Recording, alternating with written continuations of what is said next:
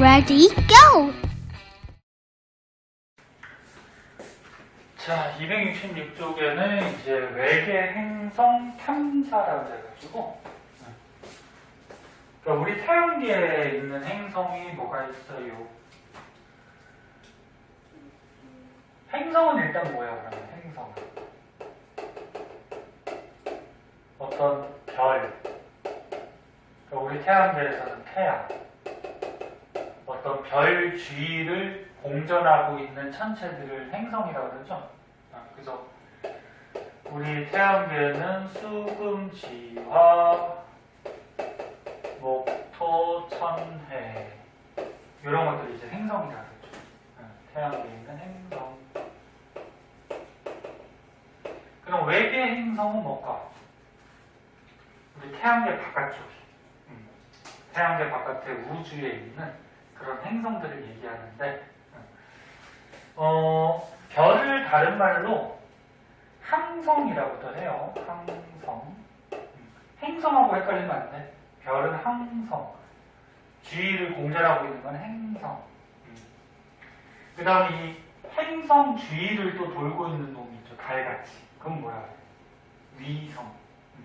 그 중에서 사람이 만들어서 이렇게 돌게 만든 거는 인공위성. 그렇게 되는 거죠. 그래서 여기서 중요한 거는 이제 외계 행성을 탐사하는 방법인데, 별이라 그러면은 빛이 나오니까 우주에 있는 별빛을 관찰하면 이 별을 어느 정도 관찰할 수가 있겠지, 그치? 근데 별 주위에 있는 이런 행성들은 빛을 내요, 못 내? 못 내지? 지구도 빛이 안 나오잖아. 빛 나오면은 뜨겁다는 얘기니까 우리가 살 수가 없죠. 그래서 외계에 있는, 우주에 있는 행성들은 빛이 안 나오기 때문에 우리가 관찰하기가 쉽진 않아요. 근데 관찰할 수 있는 방법은 있어. 자, 맨 처음에 시선 속도 변화라는 게 있는데, 자, 얘는 먼저 보자.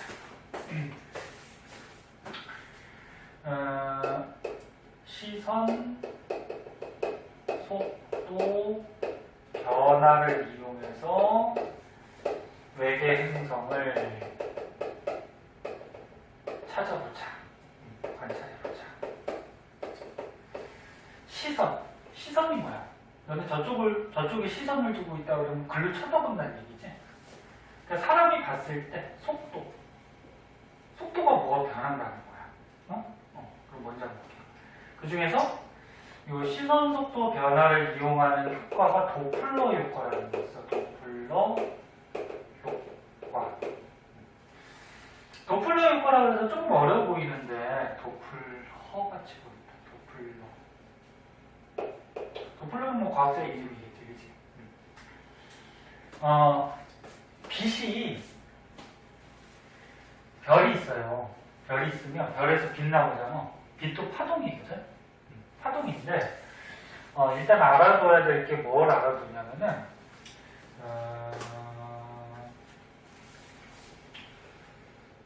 여기를 한번 보자. 여기가 쓸까? 네. 자, 어떤 별에서 빛이 나와요. 이렇게 빛이 나오는데, 빛도 이렇게 파동의 형태로 와요. 여기 이제 지구가 있어. 지구에서 이 별빛을 우리가 관찰하겠지? 근데 이 별빛을 쉽게 생각했을 때 그냥 용수철이라고 생각해봐. 이게 파동같이 이렇게 가는데 용수철이라고 생각했을 때 별이 만약에 지구 쪽으로 다가오고 있다라고 하면은 별이 지구 쪽으로 가까워지고 있어요. 여기 지구가 있고 가까워지면 별에서 나오는 이 파동이 마치 용수철 찌그러들듯이 이렇게 찌그러들어요. 이렇게 가까워질 때. 가까워질 때. 그럼 별이 멀어진다 그러면은 지구가 있을 때 별이 지구에서 이렇게 멀어져. 도망가고 있어. 예를 들어서 그러면 이 별빛이 멀어졌으니까 용수철이 이렇게 늘어나는 것 같이 이렇게 오게 돼요. 이게 멀어질 때. 여기가 이해됐니? 응. 용설같이 생각하면 돼. 근데 여기서 또 한 가지 지식으로 알아둬야 될 게, 너네 빛 중에서 빨주노초 파남보 빛이 있어요. 이렇게 눈에 보이는 빛을 뭐라 그래? 가시광선. 가시광선일 때 빨간색 쪽하고 이 보라색 쪽이 있는데 빨간색을 다른 말로 적색이라고 그러죠. 적색. 적색 쪽하고 보라색 쪽, 여기 파란색 계열이지. 그래서 이걸 청색 쪽이라고 그러죠. 그 빨간색, 적색하고 청색 중에 누가 에너지가 더 크냐면 청색이 에너지가 커요. 근데 빛의 에너지는 뭐에 비례하냐면 진동수에 비례하거든. 그럼 얘가 청색 쪽이 진동수가 크다라는 거야. 그러니까 청색 쪽이 많이 진동해, 빛이. 그럼 적색 쪽은 거꾸로 조금 진동해. 얘가 에너지가 작고 진동하는 횟수가 작아요. 이래 됐어? 네. 근데 파장이라는 것도 있는데 파장도 알아두셔야 돼요.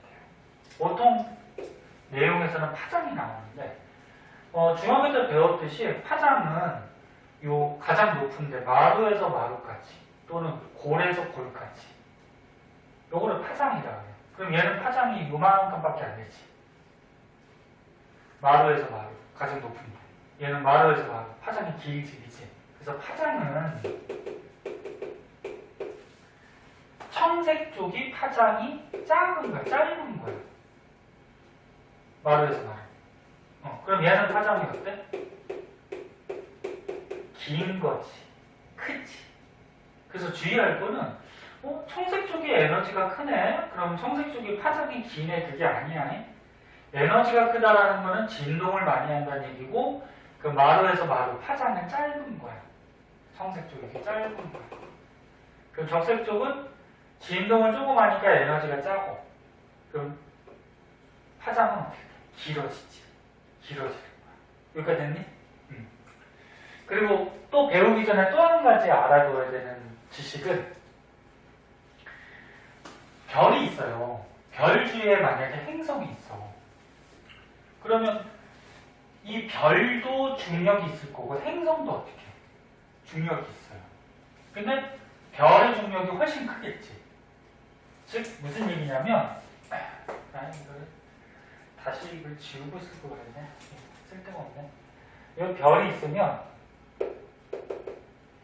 이 주위에 행성이 있어.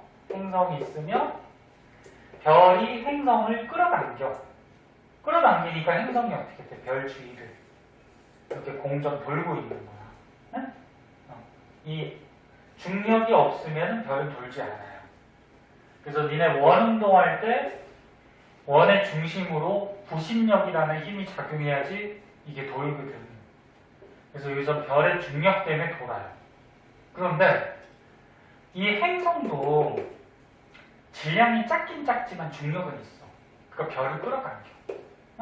그럼 별도 어떻게 되냐면 돌아요. 이렇게 도는데 행성이 끌어당기는 중력은 어떨까? 약하겠지. 그러니까 별은 조그만 공간에서 돌아요. 그럼 이 별 주위에 있는 행성이 질량이 너무 작다 그러면 중력이 거의 없겠죠. 그럼 거의 별은 움직여 안 움직여? 안 움직이겠죠. 근데 만약에 별 주위에 질량이 굉장히 큰 행성이 있어. 그럼 중력이 세니까 별도 크게 돌겠죠. 무슨 말인지 이해되니? 그래서 일반적으로는 별이 질량의 대부분을 차지하기 때문에 별은 거의 안 움직이고 행성만 움직여 다니는데 만약에 질량이 이렇게 큰 행성들이 있다라고 하면은 별도 조그만 공간에서 움직일 수가 있어. 됐죠? 그래서 그림이 이거야. 행성 공전하는데 그 중심에 있는 별도 행성의 중력 때문에 움직여 다닐 수 있다. 자, 그럼 이제 이런 원리들 알고서 이제 설명을 해줄게. 자, 여기 지구가 있는데, 지구가 있는데, 우주 어디에 별이 있어요. 별이 있고요. 그 주위에 행성이 있어요. 행성이 있어요. 행성이 없다 그러면 별은 절대 움직여 안 움직여? 안 움직이지. 얘가 잡아당기는 중력 없으니까 가만히 있어. 근데 주위에 질량 큰 행성이 있다 그러면 별도 움직여요. 그럼 만약에 움직일 때 이렇게 조그만 공간에서 얘가 회전하면서 움직이는데 지구에서 이쪽으로 갈 때는 별이 이쪽으로 갈 때는 지구에서 가까워지는 거에 멀어지는 거예요. 별이 멀어지는 거죠. 별이 멀어지는 거예요. 그러면 아까 전에 얘기했듯이 별이 지구에서 멀어질 때는 별에서 오는 빛파동이 이렇게 늘어난 뭉수철같이 늘어난 효과가 생긴다고. 그럼 파장이 길어지는 거야, 짧아지는 거야? 길어지는 거지. 별이 이렇게 멀어지다. 즉, 얘가 여기서 이렇게 멀어질 때 지구에서 이 별빛의 스펙트럼을 관찰하면 별이 만약에 정지 상태에 있을 때 여기랑 여기에 만약에 흡수선이 나타났다고 했을 때 이것도 통합과학에서 배웠는데 기억나나 모르겠다. 흡수선이 뭐냐면 여기까지 설명하면 우주에 있는 별에서 지구로 별빛이 들어올 때는 지구로 들어올 때 우주의 가스덩어리 성운 같은 데를 지나와요. 그럼 맨 처음에는 빨주노초 파란보가 전부 다 오는데 이런 온도가 낮은 가스덩어리를 지나오다 보면은 이 별빛 중에 일부가 이 성운에 흡수가 되거든요. 그러니까 빨주노초 파란보 모든 게 다 못 온다는 얘기예요. 그럼 지구에서 이 별빛을 관찰하면 원래는 빨주노초 파남모가 다 찍혀서 관찰이 돼야 되는데 검은 선이 나타나요. 빛 중에 검은 빛은 없거든? 그럼 여기가 왜 검은색이 왜 나타나는 거야? 여기에 해당하는 빛은 중간에 성운에서 흡수되고 못 왔다는 거지. 이해됐니? 됐어? 응. 그래서 만약에 이거 좀 어려워.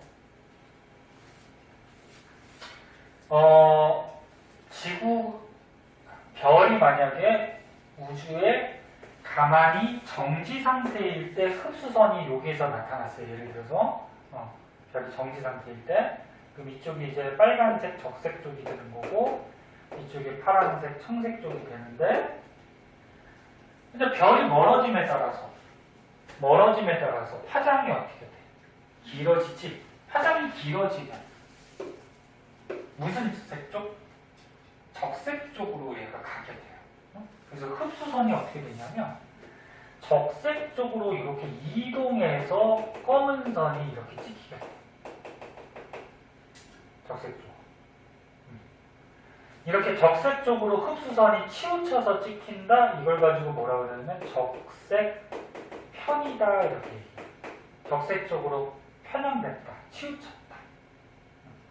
이게 선이 노란색으로 했을 때는 지구에서 별이 어떻게 멀어질 때 파장이 길어지기 때문에 파장이 긴 적색 쪽으로 치우쳐서 나타난다. 그러면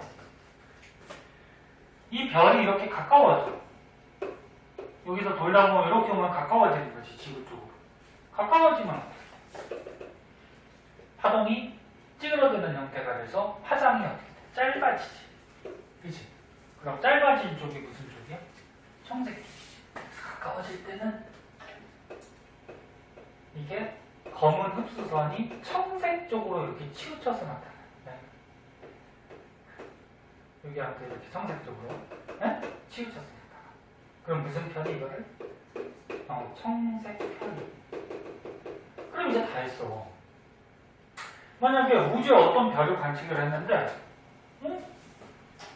얘가 계속 관측을 하다 보니까 적색 편이도 나타났다가 또 청색 편이도 나타났다가 시간이 지났더니 이렇게 이 흡수선의 위치가 자꾸 바뀌더래. 그 말은 이 별이 가만히 있는다 움직여 다닌다? 움직여 다닌다. 그럼 왜 움직일까? 주위에 행성 때문에 그렇겠죠. 행성이 없으면 얘는 움직이질 않죠. 즉 이 적색편이, 청색편이 이런 것들이 반복적으로 나타나는 우주의 별은 주위에 중력이 있는 행성이 있다. 그럼 만약에 질량이 큰 행성이 있다라고 하면 조금만 집중해봐요. 질량이 큰 행성이 있다 그러면 중력이 더 셀 거 아니야. 그럼 더 크게 움직이겠지, 별이. 그럼 얘도 어떻게 돼? 적색편이, 청색편이가 더 심하게 많이 나타나겠지, 그치? 이해됐니? 그래서 결론. 자, 결론. 요걸 설명하기 위해서 지금 막 여러 가지 다 설명합니다. 결론은 어떤 별의 행성 중심에 있다 그래서 중심별이라네. 분필이 진한 게 지금 다 떨어져가지고.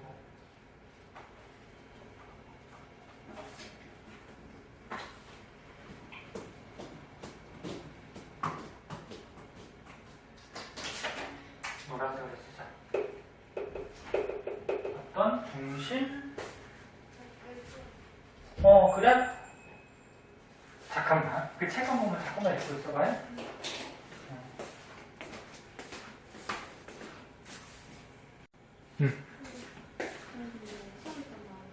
아, 나왔어? 요거 하고 가르쳐 주자. 보자. 미안해요. 자, 다시 한번 얘기하면, 중심별이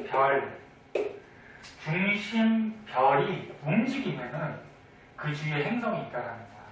그래서 중심별에서 오는 별빛에 무슨 스펙트럼? 흡수 스펙트럼. 좀 자세하게 써주는 거야. 흡수 스펙트럼이 주기적으로 그게 일정한 시간 간격으로 적색 편이와 청색 편이를 반복하면 적색 편이와 청색 편이를 반복하면 얘가 움직인다는 얘기지. 움직이는 것을 볼 수는 없어요. 너무 멀어서 거의 가만히 있는 것 같이 보여요. 그러니까 반복하면 그 중심별 주위에 뭐가 있다는 거야. 중심별 주위에 행성이 있다는 거죠. 행성이 존재를 하고 있다는 사실을 우리가 알아낼 수가 있는 거지. 그리고 또 추가적으로 하나만 더 하면 적색편이나 청색편이 정도가 심하면 적색편이량과 그러니까 많이 치우치면 적색편이량이 큰 거예요. 그 다음에 청색편이량이 크면 클수록 그 중심별 주위에 행성의 질량이 어떨까? 클까 작을까? 크겠죠. 이 주위에는 행성의 질량이 크면 클수록 많이 세게 중력이라고 하니까 더 크게 움직이겠지. 이해됐니? 이런 거죠. 그래서 우주에 있는 행성은 빛을 내지 못하기 때문에 지구에서 바로 관측을 할 수는 없고 그 중심에 있는 별의 스펙트럼 보고서 우리가 그 주위에 행성이 있겠구나 이렇게 우리가 알아낸다는 거죠. 자, 그런 내용들이 책에 줄줄이 써있어요. 줄줄이 써있고 책도 한번 읽어보셔야 되고 그럼 밑에 이제 뭐 조금 자세하게 나와 있는데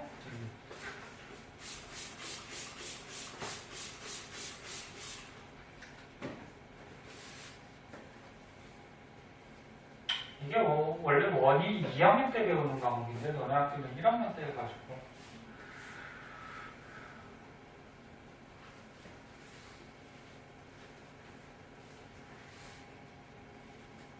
그래도 물리나 화학원을 안 하는 게 없어.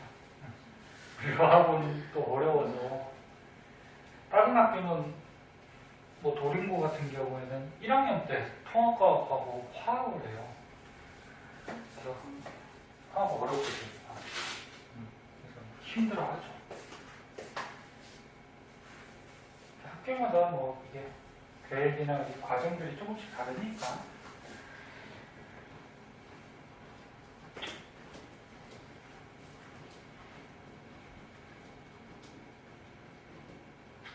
자, 다 설명한 건데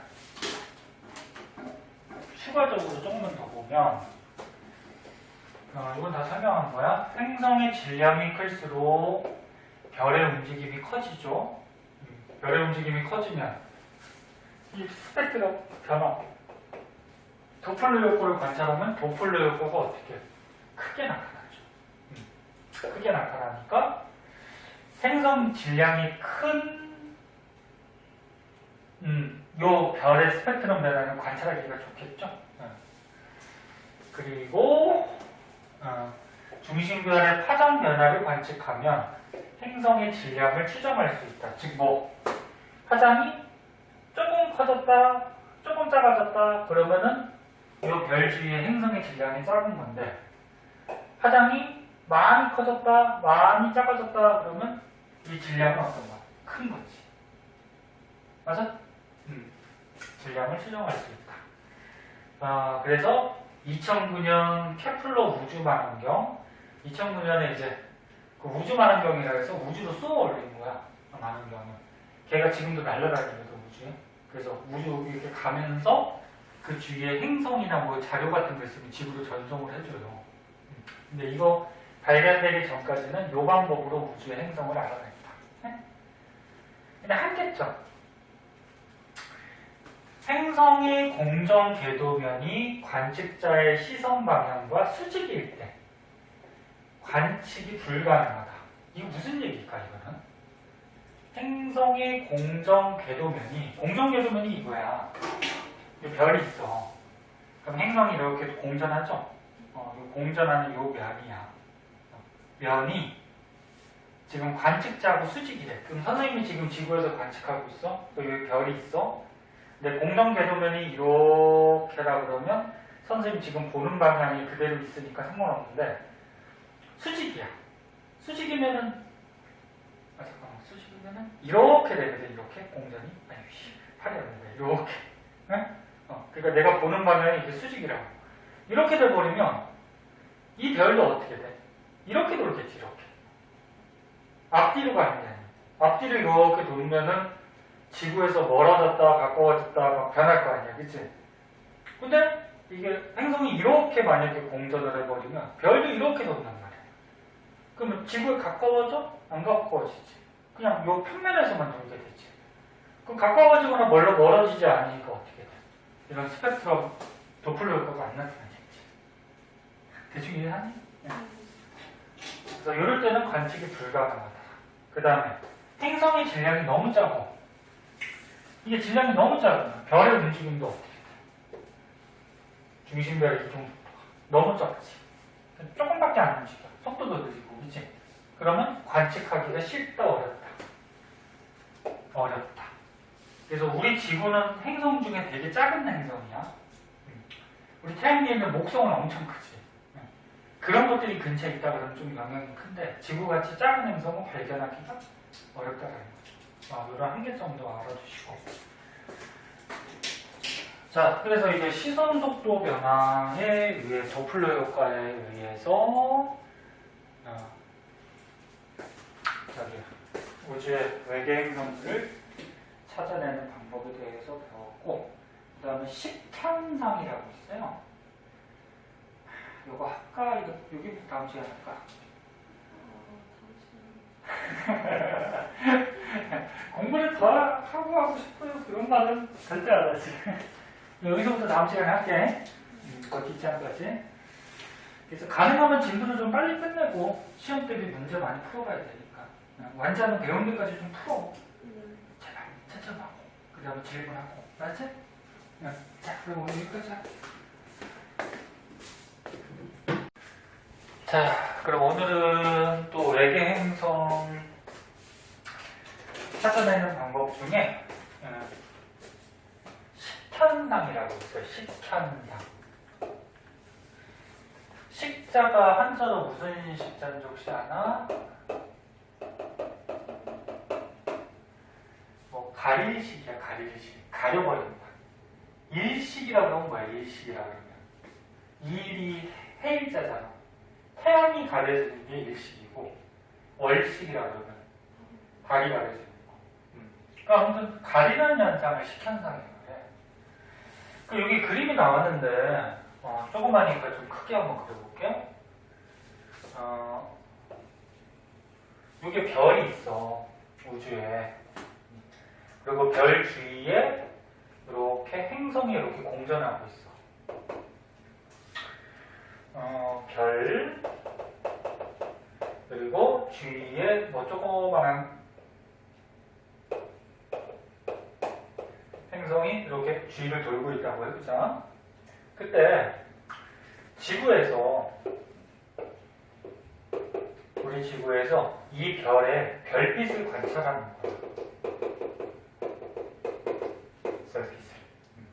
행성은 계속 얘기했듯이 빛을 낼 수가 없어요. 그렇기 때문에 행성은 보이지가 않아. 근데 이 별은 별빛을 내보내니까 보일 거 아니야? 네. 별빛을 관측했을 때 이 그래프가 한 가지가 나오죠. 그래프는 항상 X축, Y축 잘 봐야 돼. X축이 뭐야? 시간. 시간이 지남에 따라서 Y축이 뭐니? 밝기. 그러니까 이 별의 밝기야. 밝기를 관측했을 때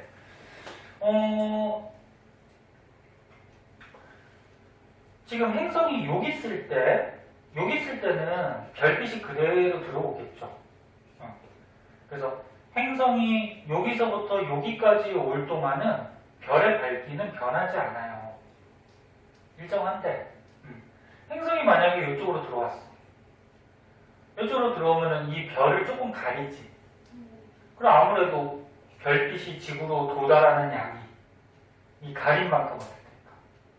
조금 줄어들겠죠. 그래서 이렇게 행성이 별 안쪽으로 들어오다 보면은 별의 밝기가 줄어드는 이런 경향이 보여요. 그러다가 이제 행성이 완전히 별 안쪽으로 들어오면은 이만큼을 가려버릴 거 아니야. 그러면 별의 밝기가 가장 약하겠지. 이 별의 밝기. 이해하고 있는 거지? 그리고 또 나갈 때는 어떻게 돼? 나갈 때는 이쪽만 가릴 거 아니야. 그러면 별의 밝기가 조금 어두운데 나가게 되니까 점점 어떻게 될까 이제? 밝아지겠지. 그러다가 빠져나가면 별의 밝기는 원래대로 다 보이겠지. 자, 그래서 어떤 우주의 별을 봤는데 별의 밝기가 계속 똑같은 게 아니고 별의 밝기가 조금 줄어들었대. 줄어들었다가 다시 원상복귀를 했대. 그럼 이 앞에 뭐가 지나간다는 얘기야.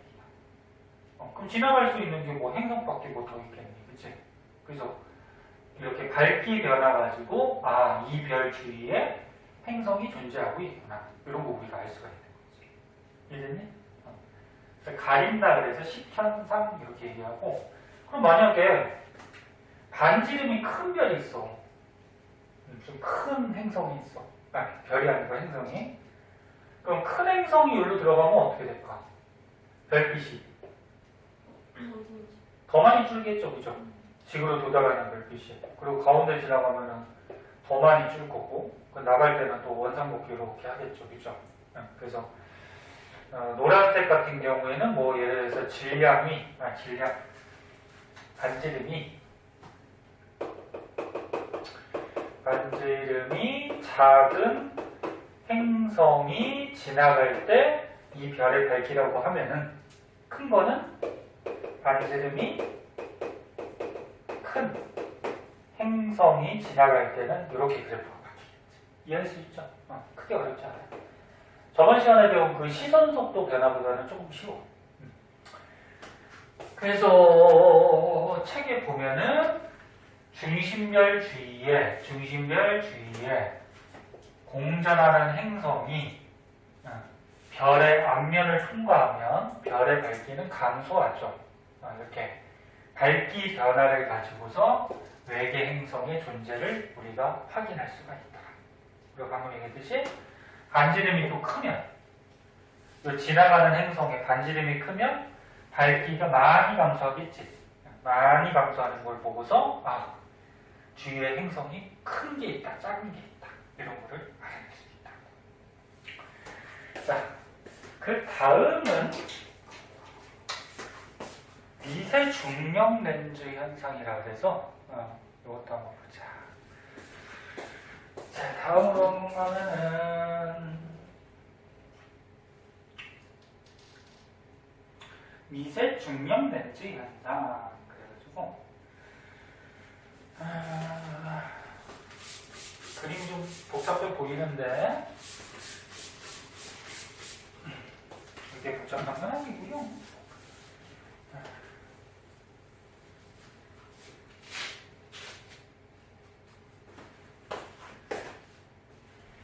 이 2학년 때 뭐 선택했다 그랬지? 선택 안 했다 그랬나 하나도? 네, 그래서 이렇게 다 하는지 안 하는지 모르겠어서. 문과만 나였나? 네. 그 사회를 많이 선택했니? 네. 사회 몇 과목이나? 일단 선택은 선택 자체는 선택 자체를 할 수 있는 거는 하나밖에 없어서. 나머지 그냥 학교에서 지정해줬어? 그럴걸요. 과학도 문과가도 한 과목 정도는 하는데 안 하는 학교도 있고 그래요. 그리고 이번이 과학시험 1학년 때 마지막이니까 잘해야지 뭐. 아니 뭐 어떤 시험이건 잘해야지. 기말고사까지 좀 열심히 하고 기말고사 끝나고 좀 놀면 되니까.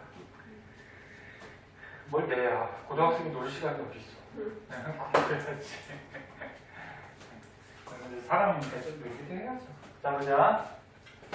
미세 중력 렌즈 현상.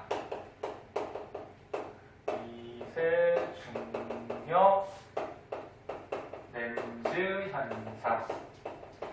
과학은 단어에 보면은 뭐 대강의 의미를 알 수가 있거든. 명칭에 미세하게 중력이 발생해요. 중력. 그래서 렌즈가 너는 볼록 렌즈, 오목 렌즈 뭐 이런 거 있잖아. 렌즈에 빛이 가면 어떻게 돼? 꺾이죠. 빛이 꺾인다는 얘기야.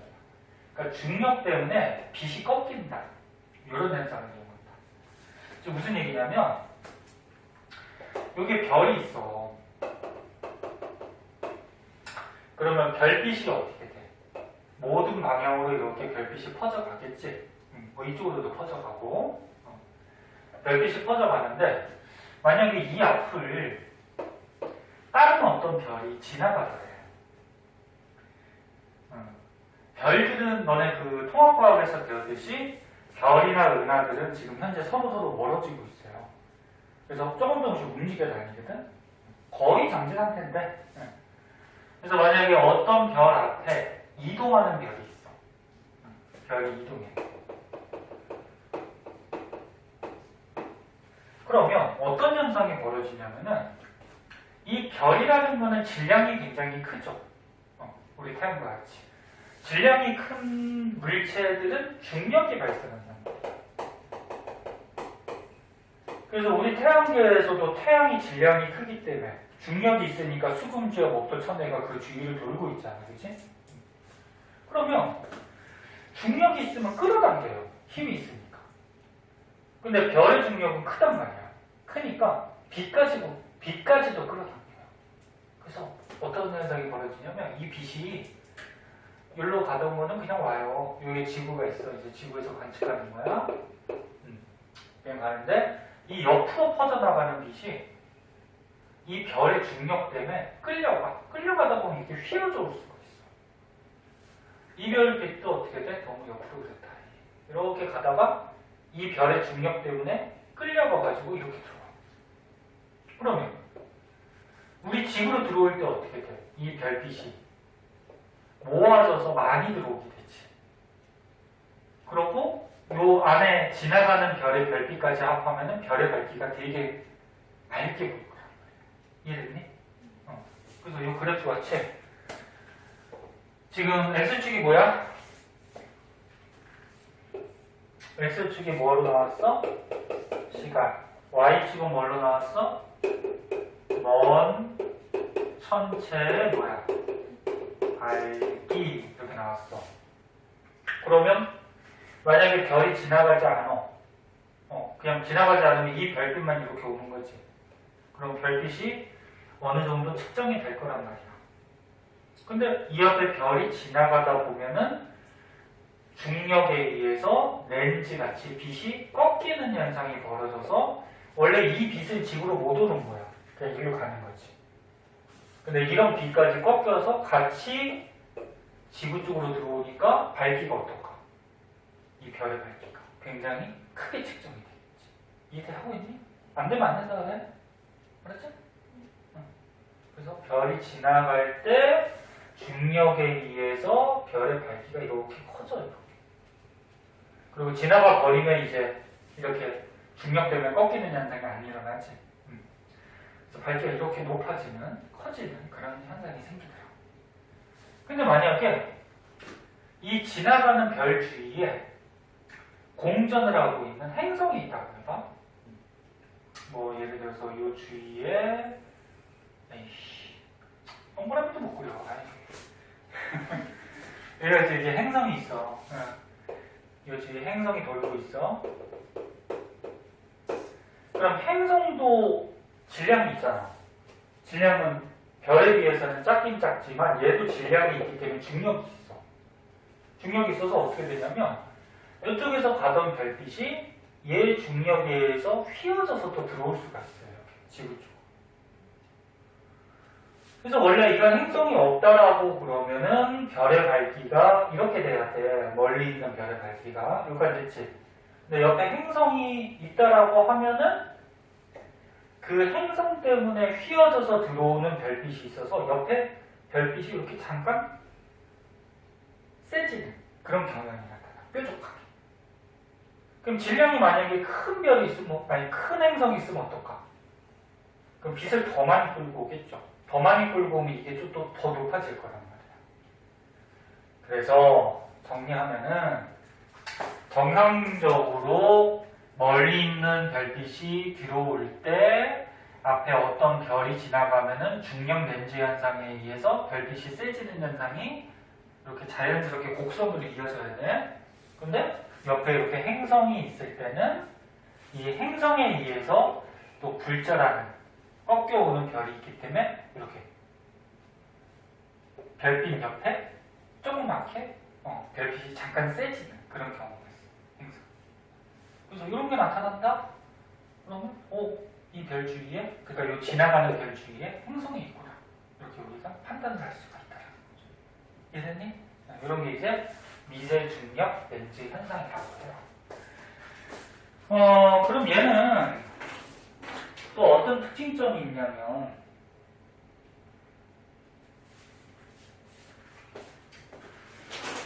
여기 보면은 행성의 공전 궤도면과 관측자의 시선 방향이 나란하지 않아도 행성을 발견할 수 있다. 말이 좀 어려운데 무슨 얘기냐면 저번에 그 시선 속도 변화, 도플러 효과 이용하는 거 배웠죠. 여기 별이 있어. 별빛이 와. 근데 행성이 만약에 이렇게 공전하면, 별 주위에서 공전하면 이 별도 행성의 중력 때문에 얘도 이렇게 움직인다 그랬지. 이렇게 조금씩. 그러면 지구에서 멀리 갈 때가 있고 또 뭐 가까이 올 때가 있지. 그럼 적색편이 청색편이가 막 번갈아가면서 나타나잖아. 그렇지? 근데 걔는 한계점이 있었지. 만약에 행성이 이렇게 돌고 있다고 하면 이렇게. 그러니까 보는 방향에 이 공전하는 궤도면이 뭐 이렇게 수직으로 돼 있다고 그러면 그럼 별도 이렇게 돌 거 아니야. 이렇게 돌면은 가까워지거나 멀어지는 게 아니라 그랬지. 그럼 도플러 효과가 안 나타나니까 그때는 행성을 발견하기 힘들다 그랬지. 근데 얘는 공전 궤도면과 관측자의 시선 방향이 나란하지 않아도 뭐 이렇게 행성이 이렇게 돌지 않아도 보는 방향하고 나란하지 않고 이렇게 돌아도 그 행성의 중력은 있기 때문에 별빛은 저 뒤에 있는 별빛이 휘어져 들어와서 뾰족한 부분이 발생을 한다는 거야. 말이 좀 어렵지만 대충 무슨 말인지 알겠니? 그래서 발견할 수 있다. 그리고 지구와 같이 질량이 작은 행성도 탐사할 수가 있어요. 만약에 여기 질량이 지구같이 조그만 게 돌고 있으면 여기 조금 이렇게 삐집고 올라가겠지, 빛이. 그 다음에 질량이 목성같이 큰 게 돌고 있으면 뭐 좀 많이 빛이 모여서 많이 삐집고 올라갈 거고. 그래서 작은 질량의 행성도 관측할 수 있고, 공정궤도 긴 반지름이 큰 행성. 공정궤도 긴 반지름이 크다라는 거는 공전을 하고 있을 때 이 반지름이 큰, 그러니까 이렇게 크게 돌고 있는. 크게 돌고 있어도 빛이 이쪽으로 가던 빛이 조금이라도 꺾여서 올 수가 있단 말이에요, 지구 쪽으로. 그래서 그러면 또 탐사할 수가 있다. 그래서 가장 중요한 건 이 원리고, 그 밖의 특징점들은 그냥 참고삼아 하셔도 돼요. 다음으로 가면은 뒷장으로 이제 가죠. 뒷장으로 가면은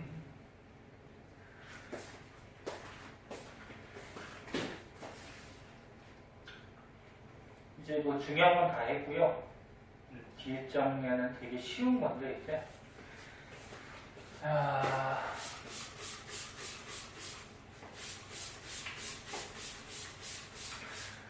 외계 행성을 직접 촬영하는 방법. 직접 촬영하기는 쉽네요. 어렵다 그랬죠. 왜 행성은 빛이 안 나오니까, 그지? 그래서 직접 촬영하기 쉽지 않은데, 요 밑에 보면 케플러 우주 만원경이라고 있어. 이게 2009년에 우주로 쐈거든. 근데 이 케플러 우주 만원경이 아직도 우주를 날아가고 있어요. 그래서 날아가면서 직접 그 별 주위에 있는 행성을 찾아요. 찍어가지고 지구로 전송해주고 있어. 그래서 지구에서 직접 관찰하기는 쉽지 않고요. 이런 우주 만원경 같은 걸 써가지고 우주를 돌아다니면서 행성이 어디에 뭐가 있다 이런 걸 좀 알아낼 수가 있어요. 네, 이건 쉽지는 않죠. 자, 그럼 지금까지 배운 거 정리해보자. 자, 지금까지 뭐 배웠어? 우리 태양계 말고 우주, 외계에 있는 행성을 찾아내는 방법. 첫 번째가 뭐야? 시선 속도 변화. 그 도플러 효과 이용하는 거였어. 두 번째 오늘 배운 거 식현상. 세 번째는 미세 중력 렌즈 현상. 말이 어렵지? 미세 중력. 그러니까 미세하게 중력 때문에 렌즈같이 휜다. 네? 현상. 또 뭐 직접 촬영하는 방법. 이런 방법들로 외계 행성을 찾아내고 관찰하고. 그거 왜 자꾸 찾으려고 그럴까? 우리 지구에서 사는데 외계 행성을 왜 자꾸 찾으려고 그럴까?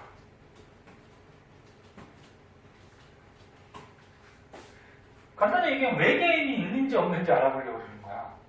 외계 행성을 찾았는데 만약에 지구하고 비슷한 행성들이 있어. 그럼 지구하고 비슷하게 뭐 물도 있고 크기도 비슷하고 뭐 지구하고 비슷한 조건의 행성이 있으면 거기에도 생명체가 있을 가능성이 있지.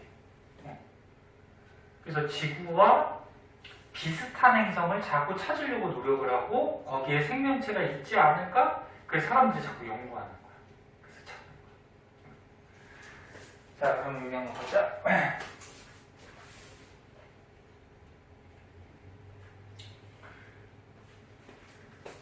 자, 이거는 뭐 쉬워서 그냥 책에 밑줄만 찍게요.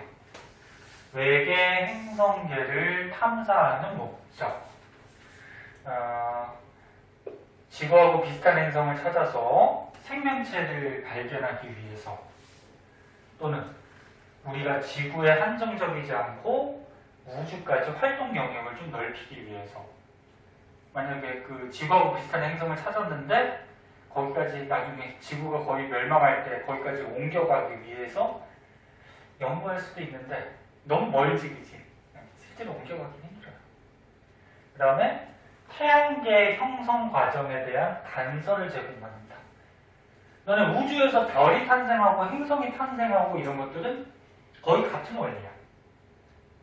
통합과학에서 배웠듯이 뭐예요? 성운이, 가스덩어리가 중력 때문에 막 돌면서 뭉쳐서 별 탄생하고 주위에 미행성체들이 남아서 막 충돌해서 행성되고, 그럼 다른 우주에 있는 별이나 행성들도 같은 과정에 의해서 만들어졌을 거야. 그래서 외계 행성을 탐사해서 우리 태양계가 어떻게 만들어졌는지 비슷하게 만들어졌으니까 그런 단서도 얻을 수 있고, 외계인 또는 우주로 영역을 넓히기 위해서. 참고서 한번 보세요. 너무 쉬워서 시험에 잘 안 나오는데. 그리고 탐사하는 경향을 보면은 아까 전에 얘기했듯이 지구하고 비슷한 행성을 찾으려고 자꾸 노력을 하죠. 암석으로 된 행성, 가스로 되면 이제 생명체가 좀 존재하기 힘드니까.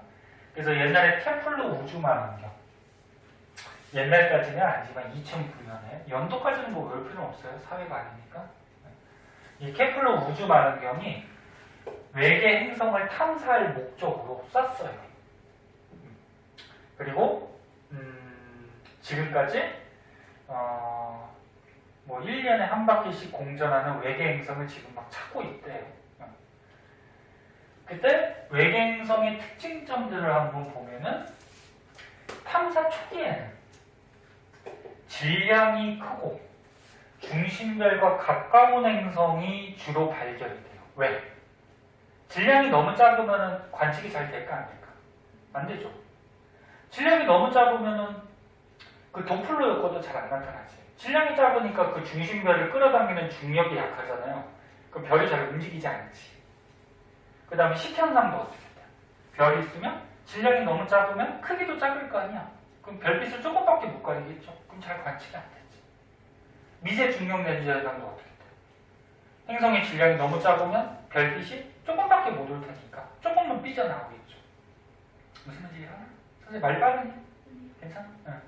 그래서 처음에는 기술이 별로 없었기 때문에 질량이 크고 별에 가까운 행성, 얘가 중력이 좀 셀 테니까 가까우니까 그런 행성들을 주로 탐사를 했는데, 이제 이 우주만원경을 발사한 이후에는 지구는 너네 우주 전체에서 크기 작아요. 작아요. 지구하고 크기나 질량이 비슷한 행성도 많이 발견을 하고 있더라. 그래서 그냥 특징점들 한 번씩 과학책 읽듯이 읽어보시면 돼요. 혹시나 모르니까 또 시험에 나올지 모르니까. 그 밑에 탐구자료창이 있는데, 이 그래프도 가끔 시험에 나와요. 근데 그래프에서 이제 그래프를 외우는 게 아니고 해석만 할 줄 알면 되는데,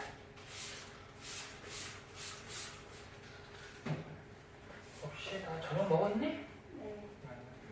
맛있는 거 먹었어? 네. 그래. 밥 먹었어? 면 먹었어? 네. 면? 라면 먹고 온 거 아니야? 라면 먹었어요. 라면 먹고 왔어? 라면 먹었어? 네. 아 그래? 뭐 라면에 뭐 여러 가지 넣어서 먹었니? 그거 먹었어요. 라면. 어? 라면 그 음식점에서 파는 거. 아, 음식점에서? 라면? 아, 라멘? 저기 혹시 뭐 일식집 뭐 이런 데 가서 먹었니? 네. 그런 데 거 맛있죠. 아휴, 오늘도 뉴스 보니까 코로나가 340, 60? 자꾸 늘어나. 큰일 났어 또. 시간 얼마 안 남았는데. 그러니까 또 3차 유행 뭐 이렇게 온다고 하는데 조심하세요. 음식점에서도 사람 되도록이면 좀 없는 쪽에 가서 먹고, 아니면 되도록이면 집에서 먹고 오는 게 좋고. 자, 이 그래프 한번 보자. 그래프 외울 필요는 없고 그냥 해석만 해보자. X축이 뭐야? 연도. 그러니까 시간이 흘러감에 따라서. Y축은 행성의 질량. 그치? 그러니까 행성을 발견한 건데, 지금 보면은 옛날에는 케플러 우주만원경이 2009년에 쐈다 그랬죠? 2009년이면 이 정도 되지? 2008년 요 옆에. 여기 우주만원경을 쐈어. 근데 요 전까지는 대체로 질량이 큰 쪽의 행성들이 보통 발견이 됐다는 거야. 근데 우주만원경 쏜 이후로는 어떻게 돼? 질량이 큰 행성들도 발견이 되고 작은 행성들도 발견이 되는 경향이 있더라. 네? 그 말이야. 여기 질량이 위로 갈수록 커지는 거 아니야, 그지? 네. 그럼 두 번째 거는 반지름. 반지름을 지구를 1로 잡은 거야. 반지름이 크겠지? 1이면은 여기가 1이겠다, 그치? 0.7에서 1.2, 그치? 1. 맞나? 그죠? 근데 우주에서 발견된 행성, 외계 행성 숫자를 보니까, 질량이 되게 큰 행성들보다, 태양하고 약간 비슷한 행성들 개수가 좀 많이 발견됐죠, 그죠? 질량 큰 것도 질량 큰 것도 발견이 되는데, 그래서 뭐, 한 중간 정도의 크기의 행성들이 좀 많이 발견되더라. 그런 거고. 근데 얘는 뭐야? 공정궤도 반지름. 공정궤도 반지름이 뭐야? 이게 별이 있으면 공전하잖아. 행성이 지구 같은 행성이 공전할 때 요 공전하고 있는 요 궤도의 반지름 이거지. 그럼 요 가까이 있는 행성은 공정궤도 반지름이 짧은 거고 멀리 있는 행성은 공정궤도 반지름이 긴 거지. 이걸 X축으로 잡았네. 그때 지구를 1로 잡았을 때 Y축은 뭐야? 행성의 질량. 자, 그럼 보자. 여기서 이제 좀 특이한 게 파란 거. 파란 게 지금 무슨 빛이냐면 시선 속도 변화를 이용해서 찾아낸 거야. 시선 속도 변화가 그 도플러 효과지.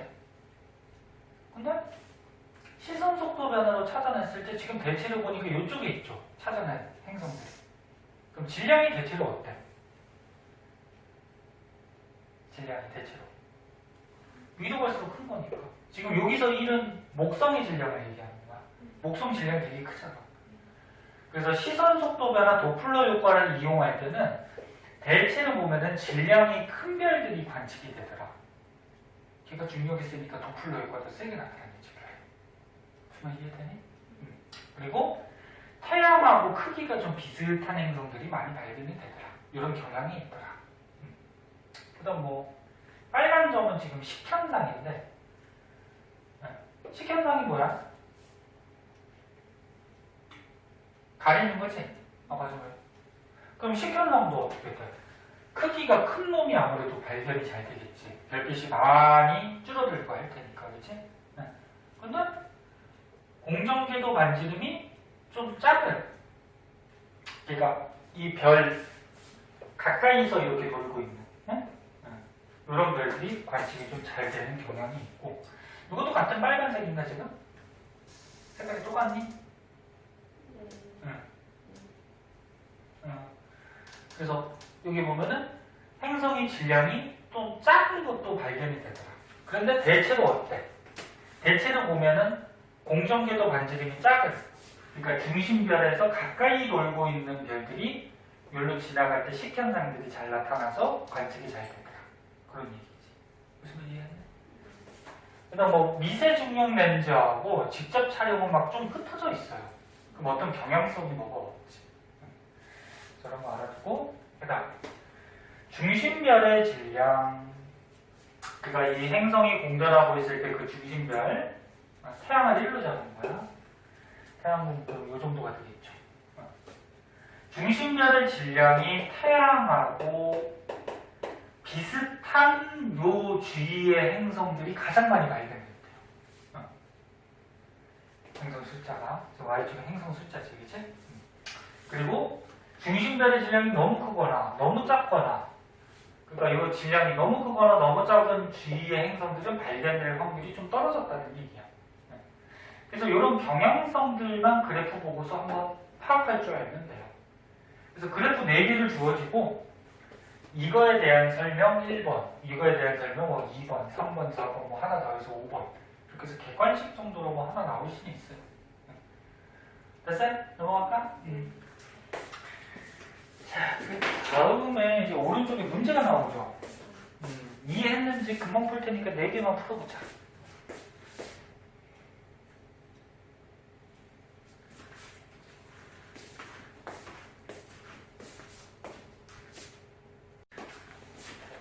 자, 여기에서는 이제 뭐가 나오냐면 외계 생명체에 대해서 나와요.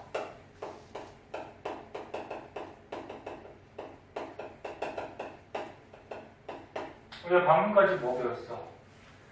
외계 별 주위의 외계 행성을 탐사하는 방법에 대해서 배웠죠. 그 외계 행성이 있으면 그 안에 생명체가 있을 가능성이 있잖아. 그래서 외계 생명체에 대해서 우리가 좀 존재를 확인해보자.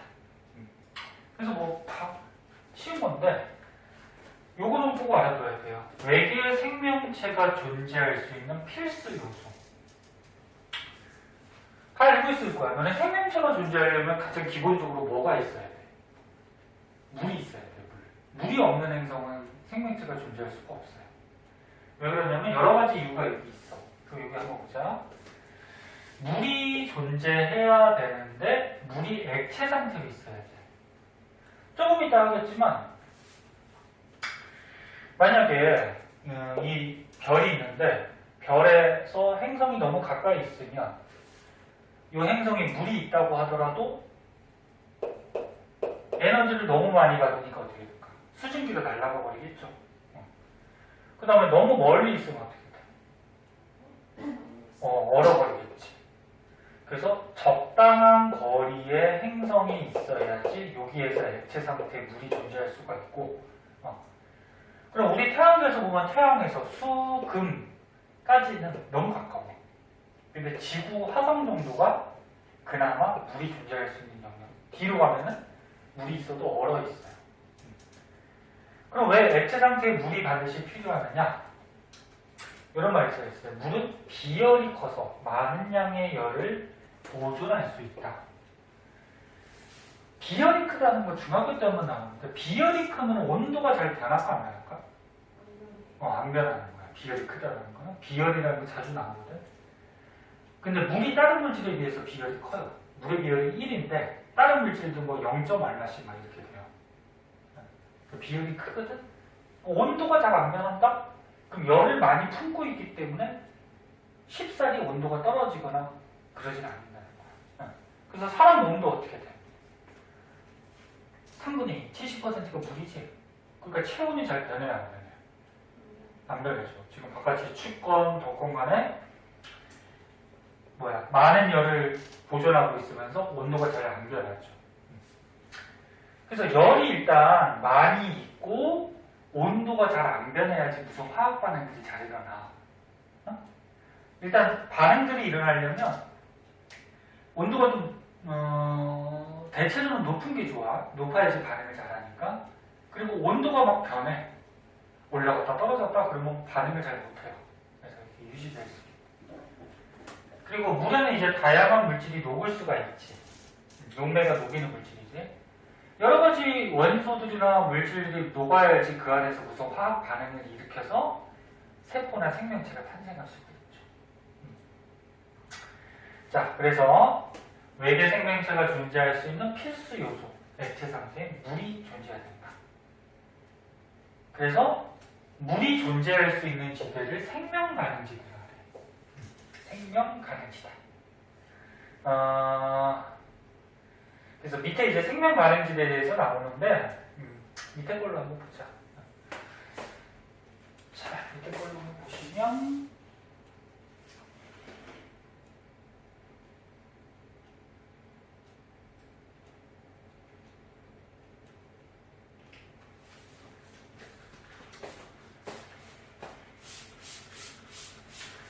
방금 얘기했듯이 생명체가 존재할 수 있는 생명 가능지대는 물이 존재할 수 있는 지대. 얘를 또 그래프로 한번 그려놨어요.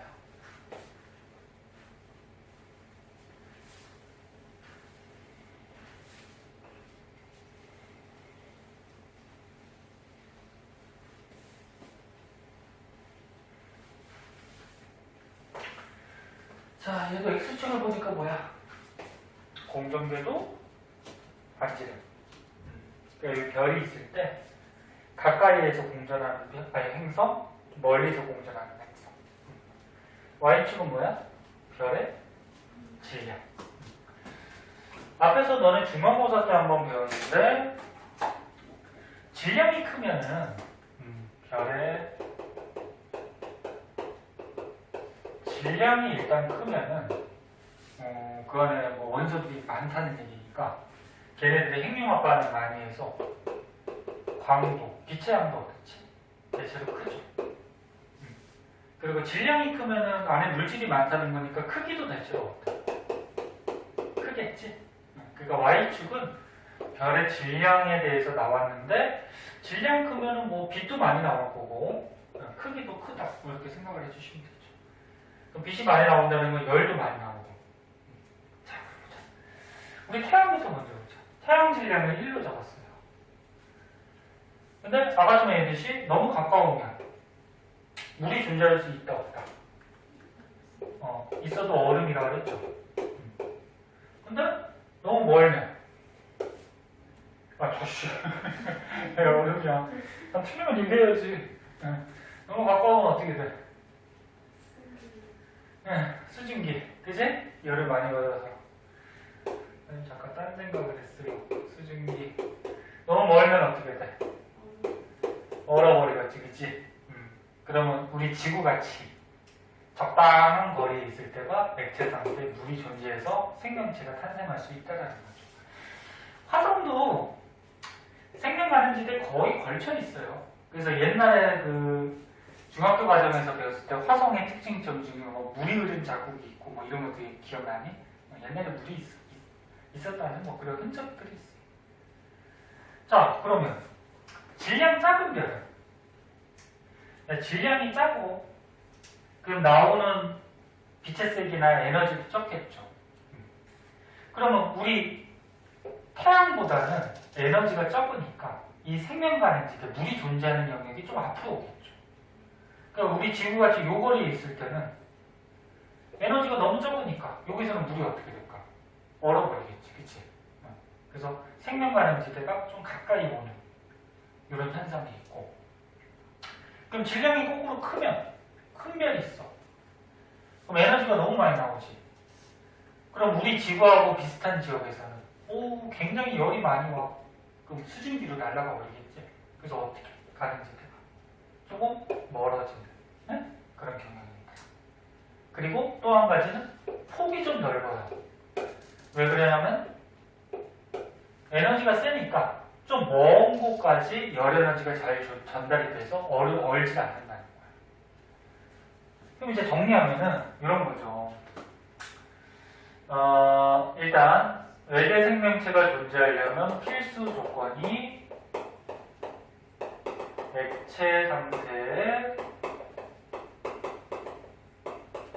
물이 있어야 되고, 만약에 혹시나 서술형으로 나온다 그러면 물만 쓰지 마세요. 액체 상태라는 것도 꼭 들어가야 돼요.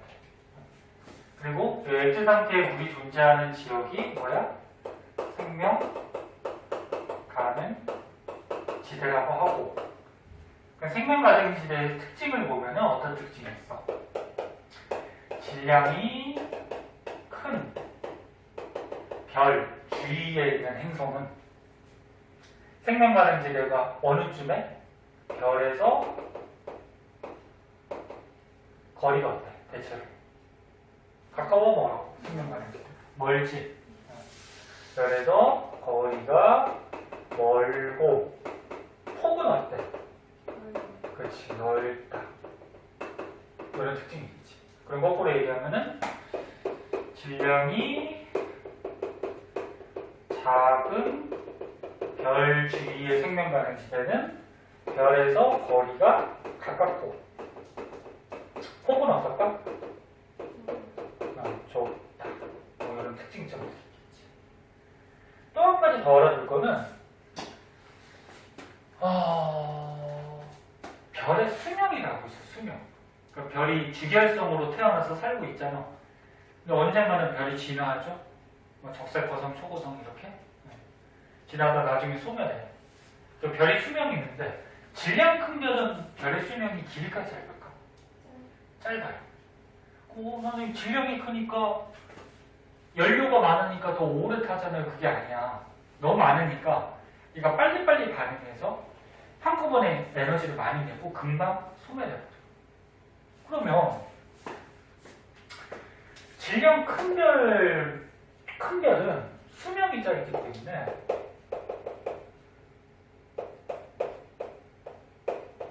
만약에 이 주위의 행성에서 생명체가 탄생했어.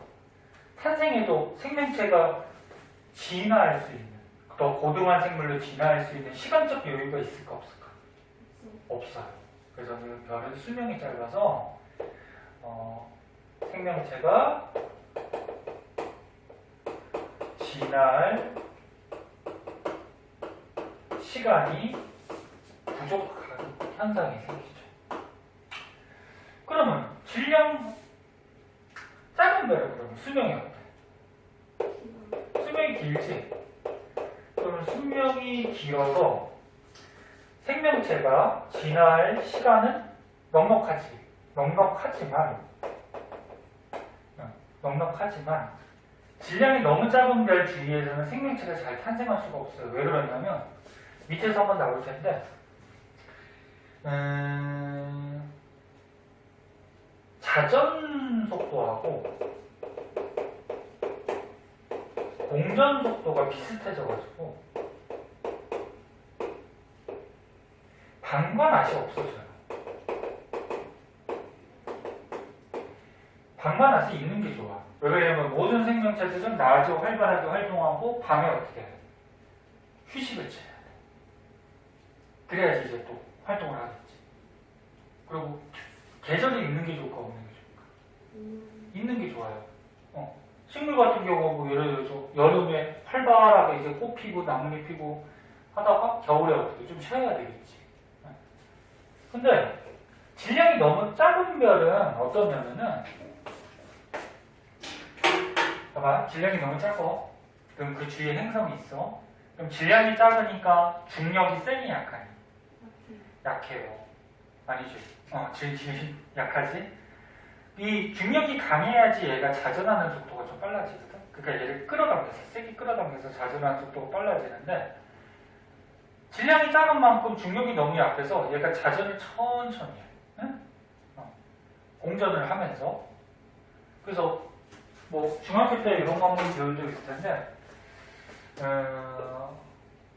지구가 있고 달이 있어요.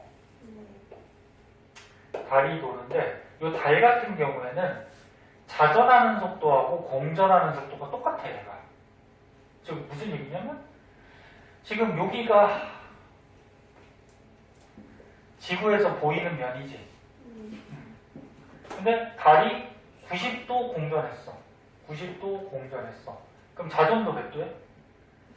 90도에. 그 공전은 90도 하면 자전도 여기서 90도를 해. 그럼 이 노란색 부분이 어디로 가? 여기 밑으로 간단 말이야. 그럼 지구에서 또 똑같은 면을 보겠지. 그럼 또 공전도 90도 하면은 자전도 몇 도야? 90도 하겠지. 자전도 이렇게 90도를 해. 그러면 노란색 면이 일로 와. 그래서 우리가 지구에서 달을 볼 때는 달은 맨날 똑같은 면밖에 못 봐요. 그러면 이게 별이라고 그러고 이게 별이라고 그러고 이게 행성이라고 하면은 행성이 자전 속도하고 공전 속도가 똑같다 그러면 요 면이 공전해서 자전도 90도니까 이걸로 오겠지. 그럼 계속 뭐야? 낮이야. 그럼 뒤에는 계속 밤이죠. 그럼 이 낮은 부분은 또 굉장히 뜨겁고 밤은 또 굉장히 차갑고 뭐 이런 현상도 나타날 수 있고 낮은 부분은 뭐 휴식도 못 취하겠지. 밤인 부분은 또 햇빛 못 받으니까 광합성도 못 하겠지. 생명체가 탄생하기 쉽지가 않죠. 그래서 이런 이유들이 있어요. 질량이 또 너무 작아. 그 결론은 뭐야? 질량이 어때야 된다? 태양같이 적당한 질량을 갖는 별이 있어야지 그 주위에 생명체가 탄생할 수 있다. 무슨 말인지 알겠니? 그래서 그 밑에 이런 것들이 정리가 되어 있을 텐데 한번 보자.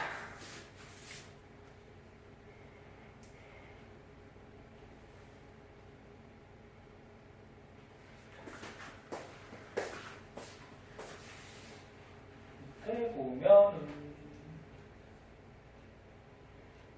이거를 전체를 다 조금 작게 볼게요. 잘 안 보이죠?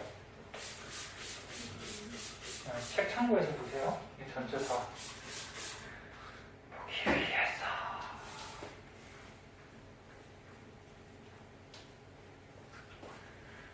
내일은 주말이네요. 연우는 주말 되면 좋니 안 좋니? 그냥 근데 그래도 주말이 좋은 것 같아요. 그치? 학원을 가도. 주말에도 학원 있지? 네. 학원을 가도 그래도 학교를 안 나가니까 좀 쉴 수는 있잖아, 그치? 네. 선생님은 거꾸로 주말이 싫어요. 수업이 너무 많아요. 평일에가 좀 적고. 자, 잘 안 보이면 책 참고해서 봐. 전체 같이 보려고. 자, 외계 생명체가 존재할 수 있는 조건. 가장 중요한 조건, 아까 지금 얘기했듯이 뭐라고? 액체 상태에 물이 있어야 된다. 이게 가장 중요한 조건. 그래서 생명 가능지대에 그 행성이 있어야 된다. 그 밖에 중심별, 별의 질량이 적당해야 된다. 왜? 아까 여기 다 써줬듯이 질량이 너무 크면 어떻게 돼? 별의 수명이 어떻게 하겠지? 너무 짧아서 생명체가 탄생을 하더라도 진화할 시간이 어때? 부족한 그런 경향이 있고, 그 다음에 질량이 너무 작은 경우에는 수명은 길지? 수명은 긴데 어디 갔어? 생명 가능지대가 중심별에 너무 가깝잖아, 그치? 에너지가 적으니까 너무 가까운 데가 물이 존재하죠. 그래서 중력을 크게 받아서 가까우니까 크게 받아서 자전주기가 길어져 공전주기와 같아지는 현상이다. 선생님 잘못 설명했구나. 봐봐. 그러니까 질량 작은 별은 생명 가능지대가 좀 가까이 있지. 그럼 중력이 세서 그럼 자전 속도가 얘가 잘 안 움직이려고 그러나 보다. 선생님 잘못 설명했고. 가까우니까 끌어당기는 중력이 세서 잘 못 돈다. 빨리 도는 게 아니고 얘가 잘 못 돌아서 자전주기하고 공전주기가 같아지는 현상이 있대요. 네? 그래서 밤과 낮이 없어진다는 거죠. 낮은 계속 낮, 밤은 계속 밤. 그럼 생명체가 존재하기가 좀 쉽지가 않죠. 그래서 적절한 중심별의 질량이 있어야 되고, 대기는 있는 게 좋을까 없는 게 좋을까? 대기는 있는 게 좋아요. 또 너무 짙으면 또 그렇고. 왜 대기가 있으면 좋냐면은 대기가 있어야지 오존층 같은 것들이 존재할 수 있고 해로운 자외선 같은 걸 차단시켜 줄 수가 있죠. 그리고 대기가 있어야지 온실 효과가 생겨. 지구를 따뜻하게 보온할 수 있는. 온실 효과가 없으면 그 행성이 너무 차갑겠지, 춥겠죠. 그래서 온실 효과가 있을 수 있고, 그 밖에는 자주는 아니지만 운석 충돌을 또 방지할 수도 있죠. 우주에서 돌조각 같은 게 떨어질 때 대기가 있어야지 막 타면서 없어질 거 아니야. 이런 것들도 있고. 자기장도 있는 게 좋아요. 지구도 어때? 자기장이 있죠. 남쪽이 N극, 북쪽이 S극. 북쪽이 노을스라고 그래서 N극이 아니야. N에서 자기장 나와서 S로 들어가는 이쪽에서 태양이라고 그러면 뒤에는 태양풍 때문에 이렇게 뻗쳐져 있긴 한데, 자기장이 있어야지 이런 별에서 오는 고에너지 입자, 에너지가 큰 입자들을 막아줘요. 그래서 자기장이 있어야지 유해한, 별에서 날아오는 유해한 우주선이나 고에너지 입자를 차단할 수가 있다. 우주선이 우리 타고 다니는 우주선 아니야. 해로운 빛을 얘기하는 거야. 위성. 위성은 뭐야? 우리 지구 주위에는 무슨 위성이 있어? 그래, 달. 행성 주위를 돌고 있는 게 위성이지. 위성도 있는 게 좋아요. 왜 그러냐면 자전축이 안정적으로 유지할 수 있는 역할을 해줘요. 그래서 지구의 자전축이 조금 이렇게 23.5도 기울었잖아요. 그치? 이 달이 끌어당기는 중력 때문에 이 자전축이 잘 흐트러지지 않아. 좀 움직이긴 움직여 조금씩. 하지만 자전축을 일정하게 유지시켜주는 그런 거라고. 그 다음에 자전축 경사도 적당하게 경사가 져 있는 게 좋아요. 자전축이 만약에 수직으로 돼 있으면 별 주위를 공전을 할 때 계절 변화가 생기지 않아. 그리고 또 뭐 수평으로 돼 있으면 뜨거운 쪽은 계속 뜨겁고 안 뜨거운 쪽은 뭐 계속 안 뜨겁고 뭐 이런 현상도 생겨요. 그래서 적당한 자전축 경사. 그래서 뭐 서술형 같은 것도 나온다 그러면 나올 수도 있어요. 생명체가 존재할 수 있는 조건은 뭐 5가지 이상 써라, 뭐 3가지 이상 써라. 그럼 요 중에 골라주면 되는 거고. 그래서 이런 조건들이 필요한데 계속 얘기하지만 얘가 가장 중요한 조건이더라. 네? 이렇게 알아두시면 되고요. 피곤하지 않아? 괜찮아? 계속 합시다. 오른쪽에 보자. 좀만 더 보자.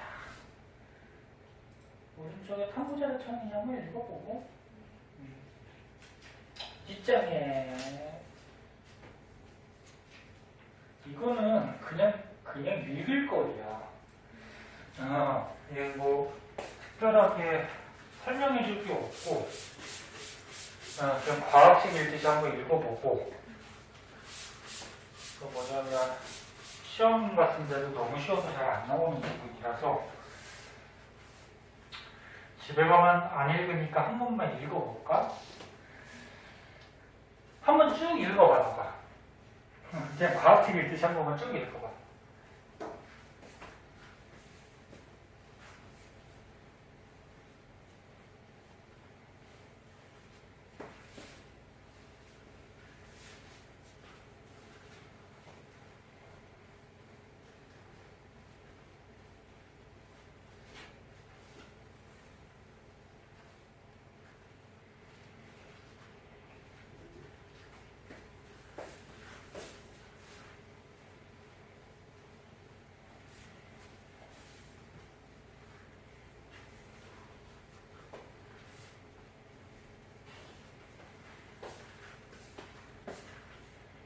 잘 읽었어?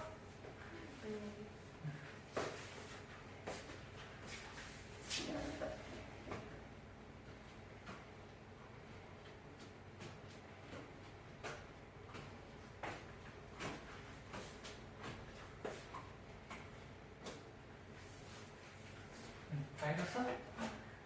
뭐 그냥 소개해 놓은 거지? 과학에 대해서. 그가 우주 외계 생명체 탐사 활동을 뭐 어떤 걸로 하고 뭐 이렇게 설명해 놓은 거라서 그냥 한번 읽어보시면 돼요. 특별한 설명이 필요 없는 부분이라서 넘어갈게요. 이 중에서 뭐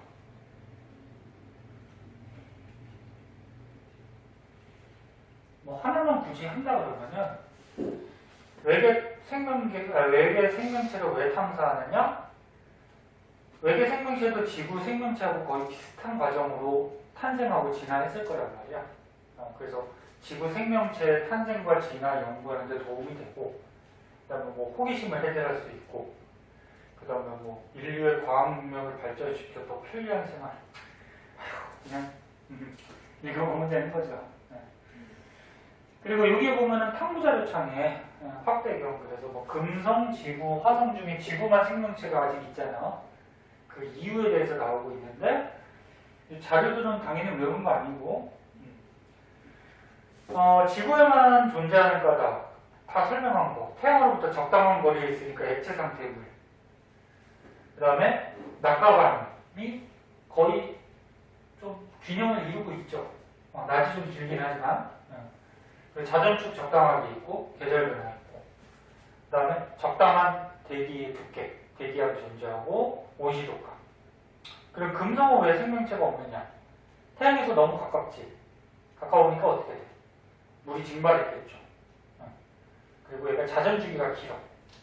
별에 가까우니까. 그래서 낮과 밤이 너무 긴. 그리고 얘는 가장 큰 특징이 이산화탄소가 너무 짙어. 위에 보면 뭐 95기압 이렇게 돼 있는 이산화탄소가 온실효과를 일으키는 가장 큰 영향 끼치는 온실이 세죠. 그 온실효과가 너무 크니까 표면 온도가 너무 높아. 그럼 생명체 존재하기 힘들어요. 화성은 물이 흐른 자국이 있는데 현재는 물이 지금 관찰이 되진 않아요. 관측이 되진 않아요. 그래서 물이 좀 얼어서 얼어있다. 그 다음에 대기가 또 얘는 또 얇아요. 그리고 이산화탄소가 적어서 온실효과가 좀 적고 뭐 이런. 그래서 결론은 지구가 가장 적절하다 그런 내용이고 뒷장에 이제 또 문제들이 막 나와요. 문제들 앞에 거하고 풀고 있니? 네? 앞에 거하고 풀고 있어? 이거 많이 웃었어요. 언제 나갈게? 풀고 앞에 풀어온 것 중에 질문 있어 혹시? 아니요. 없어? 네.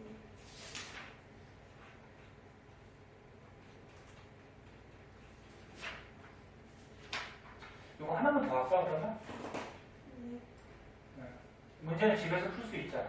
네. 응, 풀어오고 이거 하나만 더 합시다. 자, 이거 좀만 더 하세요. 10분만 더. 자, 은하가 있어요. 은하들이 뭐야? 이 안에 별들이 엄청나게 많죠. 별보다 큰 게 은하지.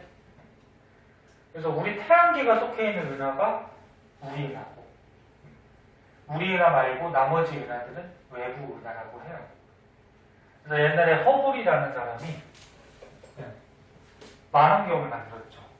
그러면서 외부 은하들을 발견하기 시작했는데 병광성이 뭐냐면은 별빛이 주기적으로 이렇게 변하는 데를 병광성이라고 해. 근데 뭐 세페이드 병광성을 관측해가지고 거기에 다른 은하가 있다라는 거를 알아냈다. 뭐 그건데 그냥 이거는 참고적으로 보고 여기서 뭐 중요한 거는 이거야. 허블이라는 과학자에 의해서 우주에 있는 은하들을 좀 분류를 해놨는데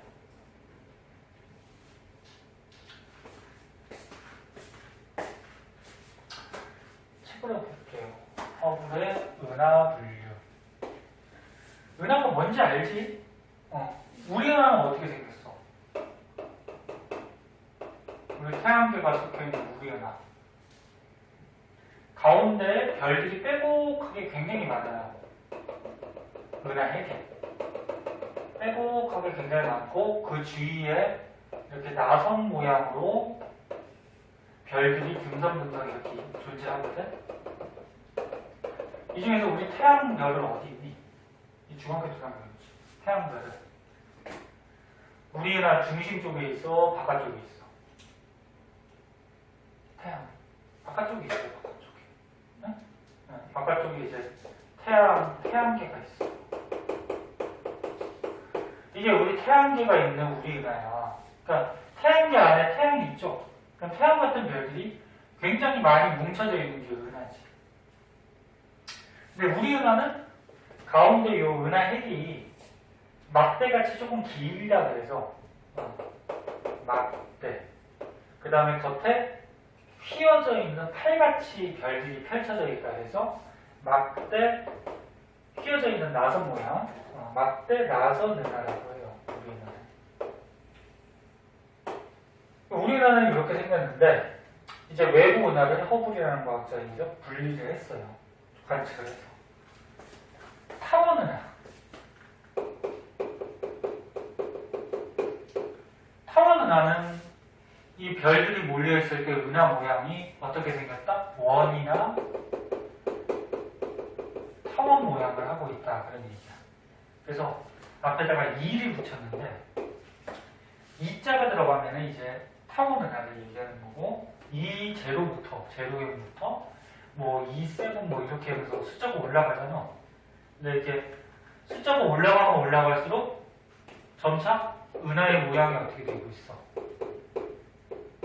더 심한 타원으로 바뀌고 있지. 맞죠? 모양을 보면. 특징점 알아두고.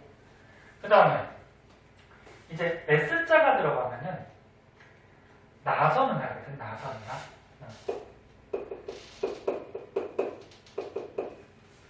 그러니까 옆에 이렇게 칼같이 나선 모양으로 별들이 펼쳐져 있는 나선 은하인데 나선 은하를 또 두 가지로 나눠요. SA자가 들어가면은 요 은하의 핵이 동그래. 요 가운데 보면 핵이 동그란 모습으로 보이고 있죠. 그리고 나선팔이 뻗쳐져 있어요. 그래서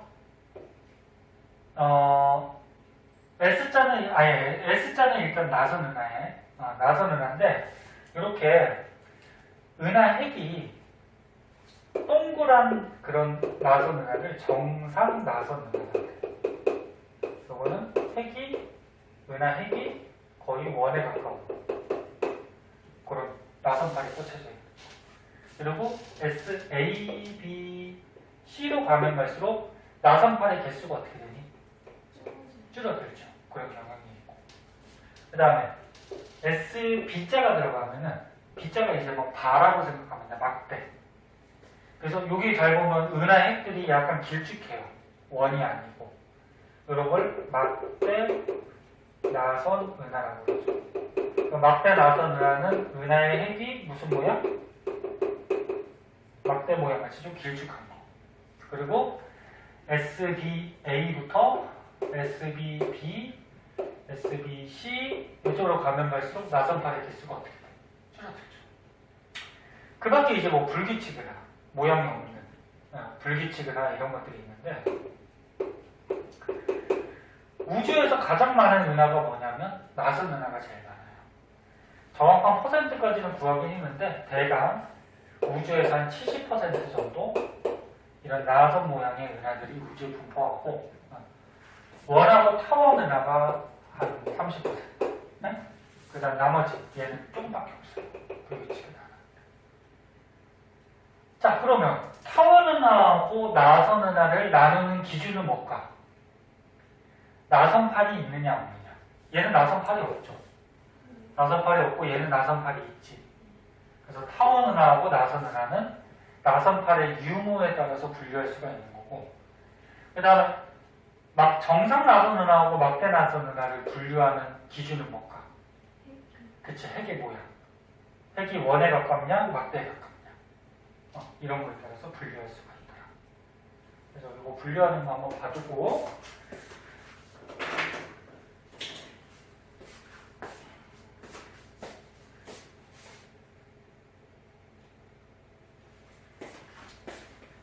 뒷부분 좀 가면서 쉬워져요. 그래서 밑에는 이제 좀 자세하게 이렇게 설명을 해놨는데 어차피 이해준거니까 여기까지 보자. 자,